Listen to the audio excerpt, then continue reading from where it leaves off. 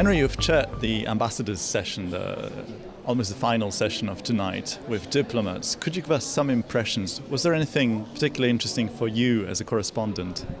Well, I mean, the ambassadors tonight were on good form. They were sort of being very open about cybersecurity and being quite honest as well. And the one thing that I found very interesting was that they weren't really able to find a compromise between national security interests handled by national governments and forming some kind of multilateral cooperation to deal with it. In the instance of real military security, if you like, we look at NATO, we look at the UN Security Council as bastions of multilateral defense cooperation, where countries have sort of realized it's good to share the German tanks, the French aeroplanes, the British submarines for collective defense. But in cyber, I'm not really sure governments are prepared to allow a French company, say, to look after British state secrets, or for a German bank to be protected by an Estonian cybersecurity company. So at the moment, I think cyber, because it's so new, countries aren't totally keen about working together on each other's plans, especially because you don't know who your allies are in cyber.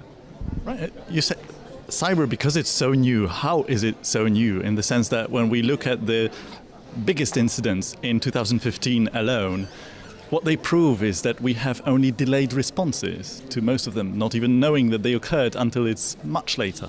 Well, let's remember that human beings have been killing each other for millennia, and so we're quite good now at defending each other against conventional warfare, but cyber's only really very new. For a lot of Europeans, cyber warfare didn't really exist until 2007 when the attacks on Estonia happened. Estonia was essentially brought to a complete cut-off from the rest of the world for about a week, some say as much as a month. The ambassador today contended it was only a week. My point being is that we're not really sure yet how to combat cyber effectively, and whether or not it does mean collective bargaining, saying we're going to have a firewall around the EU, for example, or we're going to have a firewall between the UK and the US against everybody else. I mean, these natural defense partnerships that have built up over centuries because of wars, because of supply chains, because of diplomacy and geopolitics don't exist in the cyberspace because everyone's connected. So it's a careful balancing act between trust and staying at the national level. How do you think it will be resolved on some kind of international model framework? Sure. I mean, it's very difficult.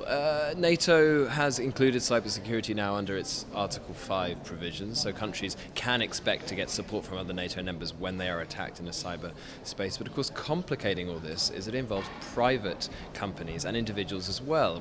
The individual and private. It's a contracted business in a way. Well, yes, but also, you know, when you pay taxes in the United Kingdom, for example, if you're a United Kingdom-based business, you expect the United Kingdom's military apparatus to protect you in a conventional sense. Now, when you're a bank in London, say, if you're a major bank, your assets, your computer systems are part of the national infrastructure. Same as if you're a healthcare provider or somebody that outsources tax receipts. Now, who looks after your security? Should it be the government or should it be your own? And I think countries are wrestling with that contradiction as well. Should companies be tasked with providing their own cybersecurity, or should they leave it to the governments? And who's really best to do it? Because let's face it, as the ambassador from the UK, Robin Barnett, said today, you know, in Britain they're focusing on startups because young people understand cyber better than perhaps older ones do. So who should be running cybersecurity for the United Kingdom? Should it be 65-year-old generals with lots of stars on their shoulders because they're good at driving tanks, or should it be young children who know how to program code? This event is aspiring to be very different in terms of how it's designed from the usual cybersecurity event, in the sense that it's been designed to cover the 4 streams, the key areas, different stakeholder groups that are involved in, let's say, more proactive approaches to cybersecurity threats. How important are other stakeholder groups, would you say? Because most people think about cybersecurity in exclusively technological terms, geeks, computer experts, that's what they think. How important are other stakeholder groups? I think hugely important that cybersecurity encompasses all the different facets of society. I mean, yes, it comes down to, on the national level, do you have the infrastructure, the military infrastructure to repel cyber attacks, and in some cases to perpetrate cyber attacks if necessary. Then on a business level, can companies survive? I mean, everybody knows what it's like when their bank goes down. You can't get money out of the bank. It feels incredibly destabilizing. It's very unsettling. And then there's other aspects. I mean, your own personal security. Are the photographs on your hard drive protected? Is the data you put online, the data you may give to social media websites, is that protected? So there's a huge facet covered by cybersecurity. I think it's very important to explore all the 4 areas. As a correspondent with international experience for a financial paper, do you find there is something seriously missing in the cybersecurity debate? In your paper, maybe not, but in the global debate at large?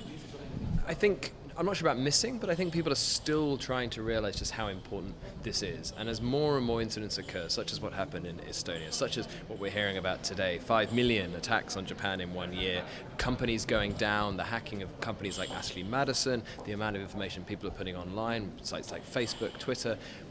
As more and more people are affected by cyber attacks, I think more and more people will realize it's a hugely important asset, a hugely important thing to focus on, and something that needs our focus.